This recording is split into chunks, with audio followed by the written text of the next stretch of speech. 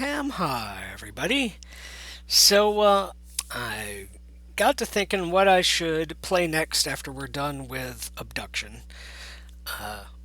Which, when I'm recording this, I was about to say when you're hearing this, we're still going to have 13 episodes left, but that doesn't make any sense. If you're watching this, then surely we're done with Abduction. But when I'm recording this, there are still 13 episodes of Abduction to go, so that's still pretty far in the future. But I like to, I like to have them, I like to have them in the can well in advance, just so like when I go away for Christmas and stuff like that, it doesn't interrupt thing, or I don't have to. Basically, when I did that, when I did my Dark Souls 2 run, having to like being forced to play so that I would have a video to post the next day really killed a lot of the enjoyment of that game for me. So my scheme is to keep that from happening, keep a comfortable, maintain a good, comfortable level of videos to post, so that I'm never bothered that way. So I wanted to start. I wanted to start playing a new thing. I wanted to start playing the next thing after Abduction, and I was like, "What is that going to be?" And the natural instinct is to play the Myst games. As Abduction, it's the same guys, and it's not a continuation of the series or anything, but it's the same sort of thing, much in the same way that as Bloodborne is to the Dark Souls games, Abduction is to the Myst games. So why not go back and play the Myst games? And in the YouTube comments a while back, Shifter Chaos 95 that you can see here, I'm pointing at my screen. You can't see that. Shifter Chaos 95 suggested or reminded me a while back of the REM games, which are also early first person point and click adventures. I believe the first REM came out a little bit after Myst. Probably was inspired by Myst. I know it was made in Macromedia Director the same way the original Myst was. But I've never played those, and didn't know much about them except that they had a reputation for difficulty. So I was like, well, maybe I do. Maybe instead of doing Myst, maybe I do the REM series instead. Maybe that would be interesting. And I looked up. I looked up a review of it on Andrew Plotkin's site, and he has a bunch of reviews of old adventure games, and he really enjoyed it. He was very complimentary of the first REM game. So I was like, oh man, what am I gonna do? So I posted a poll on Twitter asking if people would rather see me play through the Myst games, which I'm fairly familiar with, or the REM games, which would be blind. And it came back exactly 50% each way. So that was absolutely no help. But I was all right. My inclination was to go with REM because I've never played it before. It sounded interesting, so I got the first one and I started playing it, and it's interesting. Like I mean, it's very old game. The art is not much to look at. I mean, no one would be surprised by that. I don't think anybody watching my channel would be too dismayed by that, considering some of the other stuff we've been playing here. But it was just, it's really dry. It seems really good. Like, I think I plan to go back and play it on my own, because the puzzles seem like they could be interesting to solve from my point of view as the guy solving it. I don't think it would be very interesting for people to watch me solve it. It's very dry. It's a lot of very samey corridors kind of looking stuff, and maybe after I've played it, if it seems really good, maybe I'll like do a let's play of it, like a knowledgeable let's play of it, where I can just go through and snappily solve things and explain how everything works without without entire episodes of me walking up and down featureless hallways wondering what I'm supposed to do. Because I don't think that would be much fun to watch. I think even if you're somebody who puts this on as background noise while you're while you're doing work or whatever, I don't think it would be great. So what are we playing? We're playing Myst. We're playing the Myst Masterpiece Edition, which does not have much different from the very original Myst, except that it's in, I want to say it's 24-bit color instead of 8-bit color, something like that. There is also Myst, Real Myst. There's Real Myst and Real Myst Masterpiece Edition, which turn the game into full first-person movement the way Abduction is. But I figured I'd go with the original type, just because we're going to do the whole series, and it makes more. And I'm going to go through them, not in publication order, but in order of canon, which is slightly different from publication order. I'll explain that when we get there. But the point is, I'm going from this to Riven, and Riven, there is no option for full 3D movement. So, let's do this. Let's do this as it goes in regular time. I think you guys are smart. You guys know what I mean. Let me hit a timer, and we'll start a new game. Yes. Also, I apologize if the sound balance is weird. This game doesn't have volume controls specific to it. So. I realized the moment I fell into the fissure that the book would not be destroyed as I had planned. It continued falling into that starry expanse of which I had only a fleeting glimpse. I've tried to speculate where it might have landed. I must admit, however, such conjecture is futile. Still, questions about whose hands might one day hold my Myst book are unsettling to me. I know my apprehensions might never be allayed, and so I close, realizing that perhaps the ending has not yet been written. Yeah. But yeah, this game doesn't have its own sound controls, so I had to mess around for ages trying to balance the volume of my mic against the volume of the game, when the only adjustment I can make is like my global computer volume settings, and it kind of went nowhere. But anyway, that opening speech is famous as hell, at least if you're me. I've played this so many times, not recently, but long enough that a lot of the speeches and sounds in it are extremely nostalgic and just have their own individual neurons in my head. Here's the book.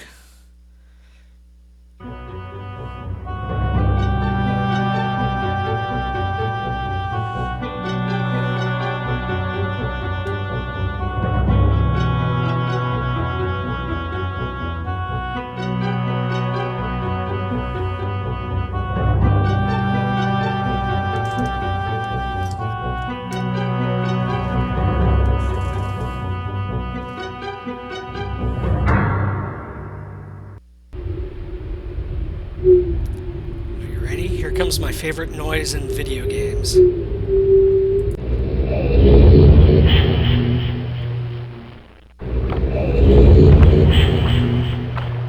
Yeah. Okay. So we're on a mysterious island. We found a mysterious book, and now we're on a mysterious island, and now I'm going to go back to a mysterious menu and turn on the mysterious transitions. For some reason it doesn't save this if you do it at the beginning. There we go. So yeah, we got a little island here. We got what's left of a boat. Some stuff over there, but right here, what do we have right here?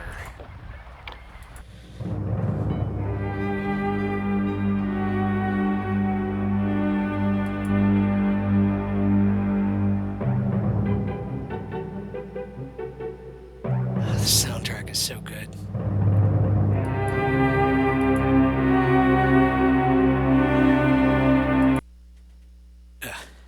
However, it was made in Macromedia Director, and so, which was, if you remember Hypercard, it was not a lot different from. Actually, I think the original one actually was Hypercard. I misremember. Might not have been Director until they went to Myst or Riven until they made the second one. Well, anyway, obviously the tech they were using had some limitations, but we've got a nice pool here, nice cauldron of bubbling water.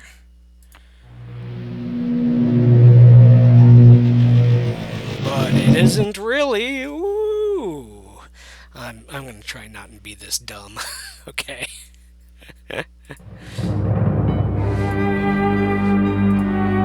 So,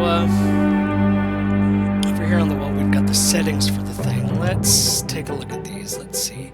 We saw the water turbulent pool. Let's have a look at 40 and 47. Oh, I wish it didn't do that. Oh, I did a thing wrong. You put the settings in over here.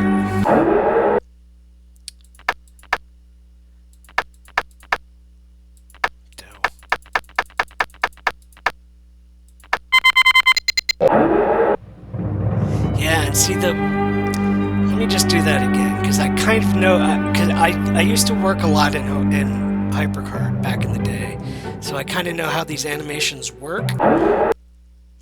Look at that, because it's not that the door is moving up, it's that the space is encroaching upon the door. I can't really explain that in words, but if you watch close, you can see how it's like unrolling, because the bottom of the door doesn't scroll up. It just is destroyed because the way that the animation works, because it worked with sort of the I don't want to say the word paradigm, but it was sort of the paradigm of like overlapping index cards that moved, and it had like a window in the one card that would. Well, anyway, it is going to be a total mess if I try and explain these things without any kind of real visual aid.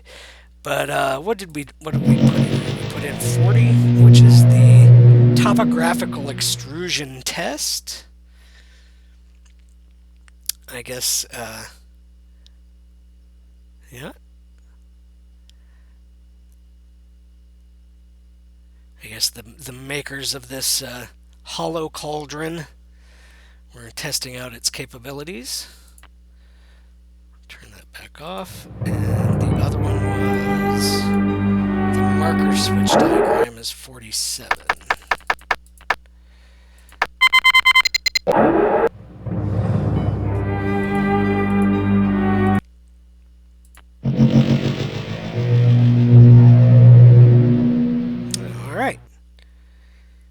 So now we know what a marker switch is, I guess. Cool. Oh, it didn't even wait for me to turn it off.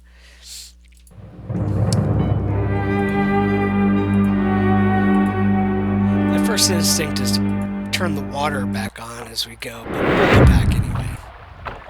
Oh, and there is the mentioned marker switch. There we go. See a switch, flip a switch. That's how video games work. And we also have some large gears up here.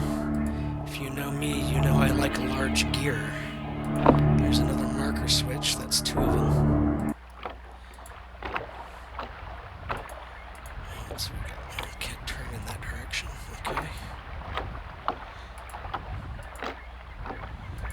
A lot of trees. Got note on the ground. Catherine, I've left for you a message of utmost importance in our four-chamber beside the dock. Enter the number of marker switches on this island into the imager to retrieve the message. Yours, Atris. Okay. So that was 2. And here's the third one. And what's in here? Ooh. In here there's a dentist chair. Cool. Dentist chair so that you can do some stargazing while you're getting your teeth drilled. Okay. And I guess if you want to look at the stars of any point in time, in any point in history, you can do that. So, April 4th, 89:35 at 12:02 a.m. looks like this. Good. Well, now you know.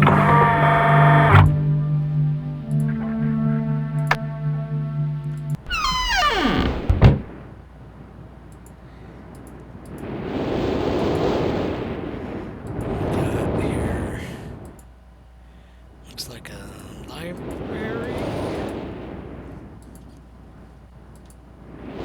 Alright. Let's see, do I want to do this right away, or should I go exploring some more?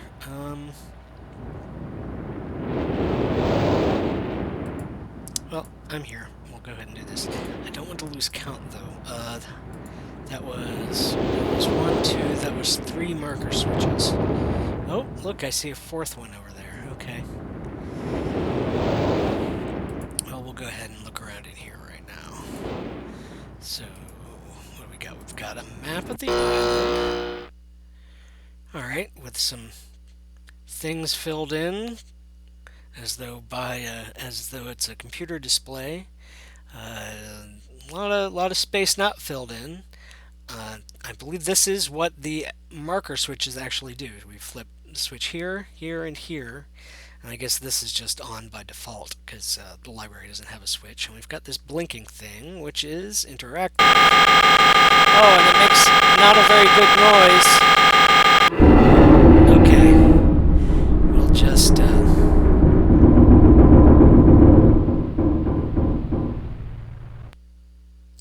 I guess we rotated a tower. Alright. We'll leave that there for now. Let's see, we've got a pink book. Called a red book, but in the graphics it's pink. We've got a painting of something. We've got a library shelf in disrepair.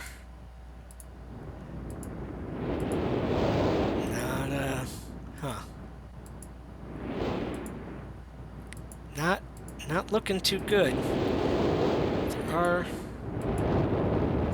There are 4 books here though that are unburnt, and they're fairly long. I'm not going to click through them just yet. I will hold off until and do them one at a time as we're about to deal with the stuff that it's talking about.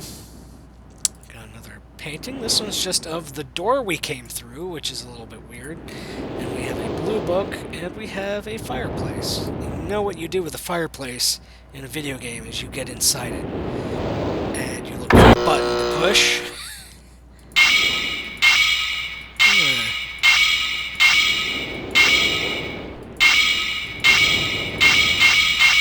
Well, that's fun. I'm sure we will be back much later. So, well, let's have a look at these books.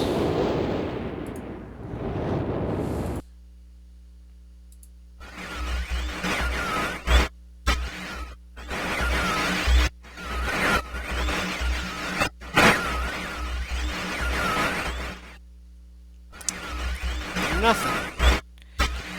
Although this is apparently the same, as you can tell by both from the cover and the little window inside, these are the same kind of books as the book that brought us here.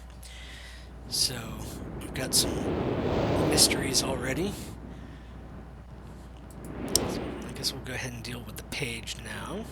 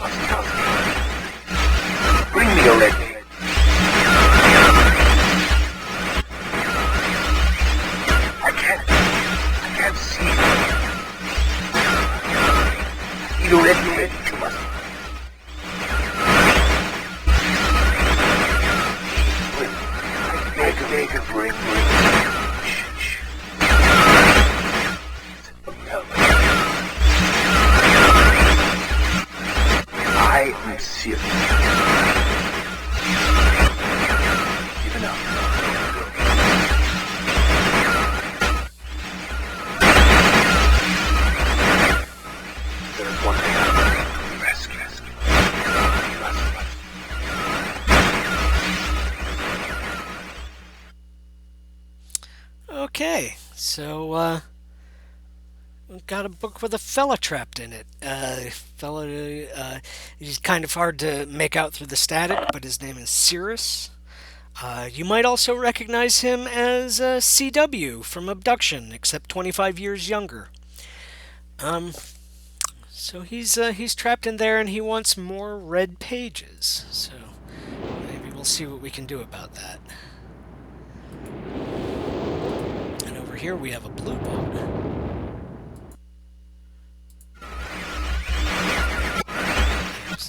Same static, different color.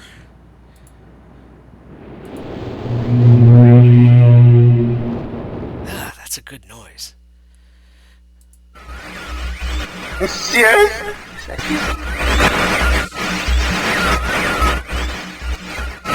Are you? See you. You know. Help me. Bring blue pages.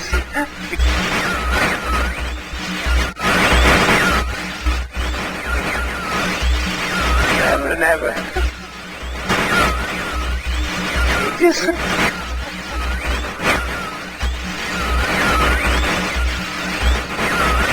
I must have the blue page.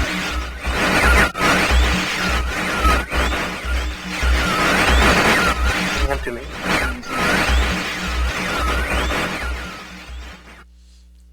Okay, and this guy in the blue book is Akinar, who is evidently starting to lose his grip. Although I imagine being trapped in blue TV static for God knows how long might have that effect on a guy. So, well, let's have a look at this. Oh! Secrets in the bookcase. There's always a secret in the bookcase. It's like how there's always a treasure chest behind the waterfall.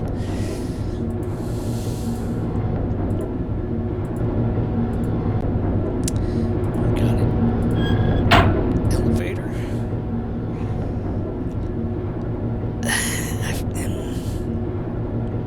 We're at the library. The label on the elevator makes it look like you're pushing it to go to the library, which is the opposite of what it means. If I were in charge of elevator label, I would make sure that it always said where you're pushing to go to, because we're in the tower now. And a ladder here with a book and no window.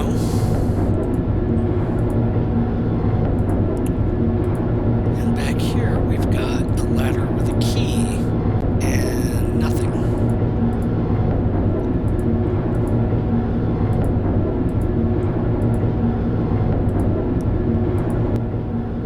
Let's go back down from the tower.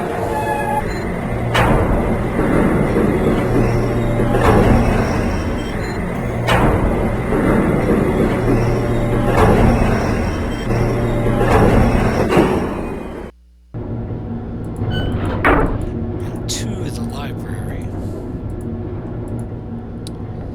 And since the one painting gave us a tunnel, this one gives us our door back.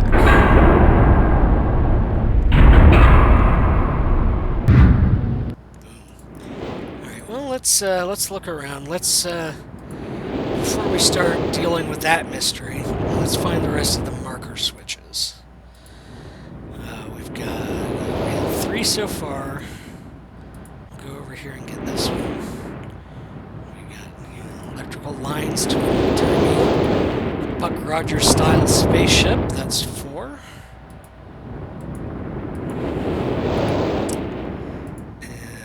And we got another ship, just like the one down at the dock. Look over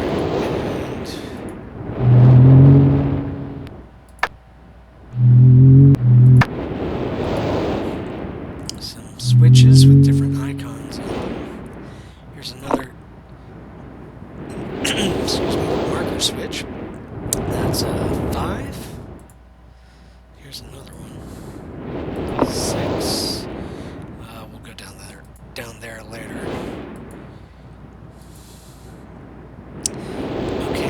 7. We can't turn it on just yet, but we know it's there. 7. There's like... Is there some cabin over here? Yes. 8. This looks like a big old boiler. Oh, I don't know if you can hear that, but that sounds like gas. Maybe let's not leave the gas turned on.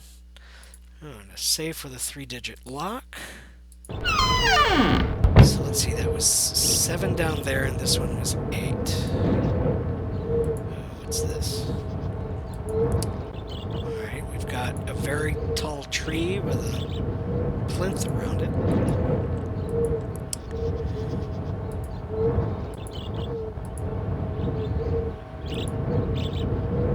That's 8, and I think that appears to be it. I don't think there's anywhere else to go. It's not a very big island. It looks like maybe there's a lot more of it behind the library there, but it's not really accessible. It's just a... Let me get to where I can see it.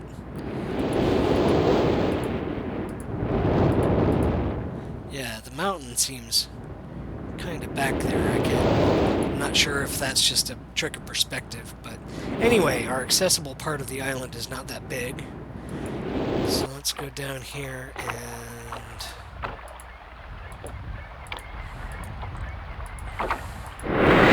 find out what message Atris left for Catherine.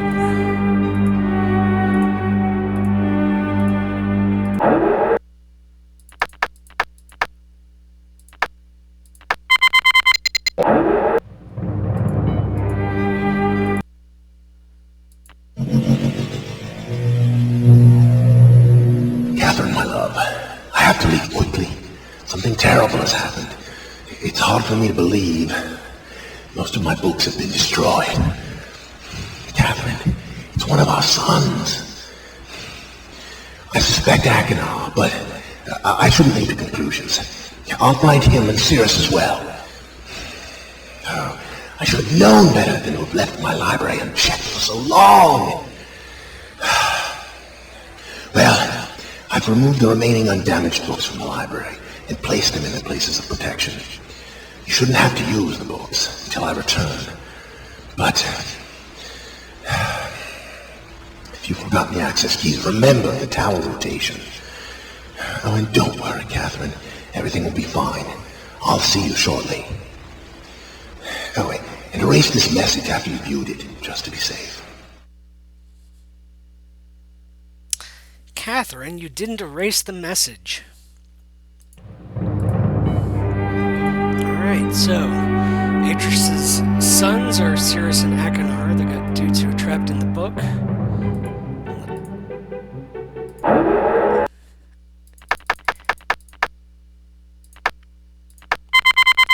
Let's turn the water back on.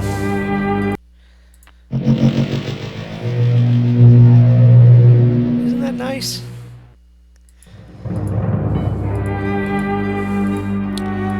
Most of the books in the library have been destroyed, as we saw, and Atris thinks it was either Cirrus or Achenar.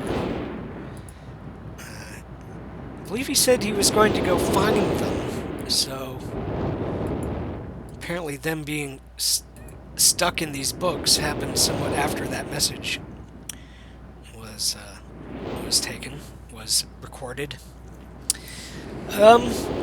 I don't know how many of you are familiar with the story of the Myst games. I don't know if it is interesting or new for me to explain what's going on. But I guess it is certainly possible that some of you have not played them. However, this first game does not really explain a lot of the backstory, at least not right away. So I'm going to try and let things speak for themselves and only fill in gaps as necessary.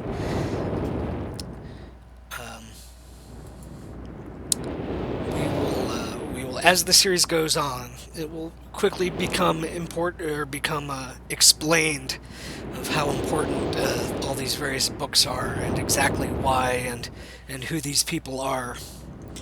And it's super good. There's a ton of really good and interesting world building in this series. I love it so much. But let's see, what's our map look like? Okay, so we've got everything up here except for the island we saw at the bottom. And he said to remember the tower location to get the access codes for the books. So let's see.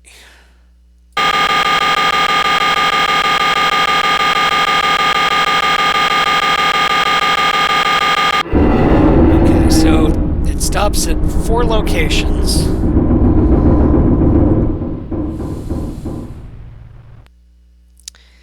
And let's see, where do we want to go? It's pretty open. There are 4 worlds we can travel to, and you can do them in any order. I think I want to do the least interesting one first. Just get it out of the way. And that one is, if I remember correctly, it's the spaceship. Let me think. It's selenitic, mechanical, stone ship, and channel wood.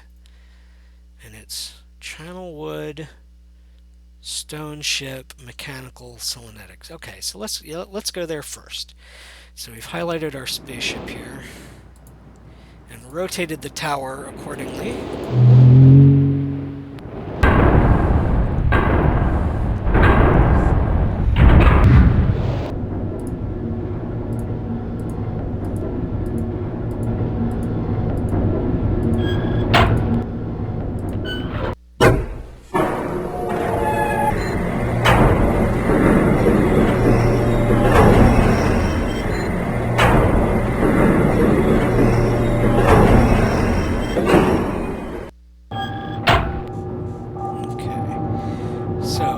Book is over there in the spaceship. And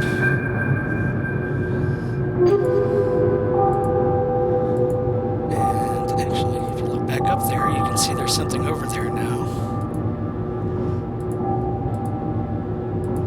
The key is 59 volts. I'm just going to write that down. Still had plenty of pages left over from abduction notebooks. So let's just Myst 1. Let's see, spaceship key 59 volts. Oh, Jesus Christ, I can't even write the word volts without misspelling it. Volts? What are you even doing, Riff? You write shit for a living. Okay, 59 volts. Let's turn back around and go back down. No fast travel in this game, but that's alright. I always feel that fast travel is a detriment to getting a feel for a world as a place that you're in. If you have fast travel, it just becomes a menu instead of a place. Let's head back here and open the door.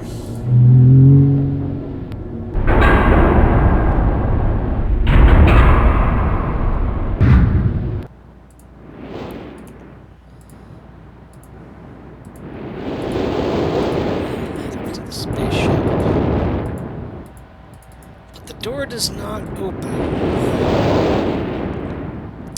However, there is electrical cable leading to it, so let's follow the cable. We come back. Oh, butterflies.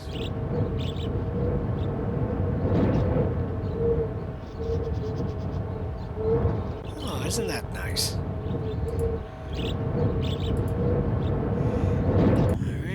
To our power station here.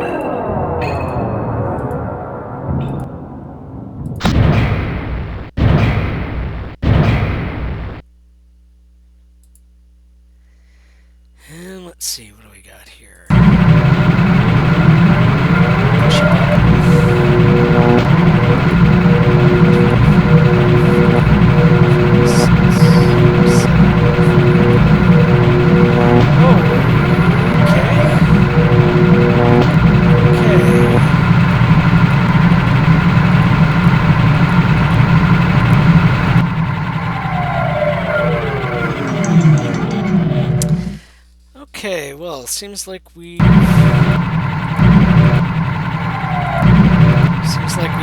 a fuse. What do we got here? Powered spaceship generator switches. Okay.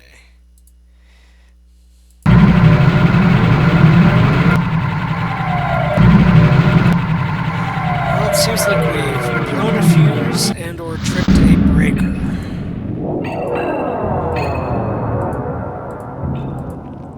So, next episode, we'll figure out what to do about that. So, join me then, everybody. Hey, ham ha, ham bye. Welcome to Myst.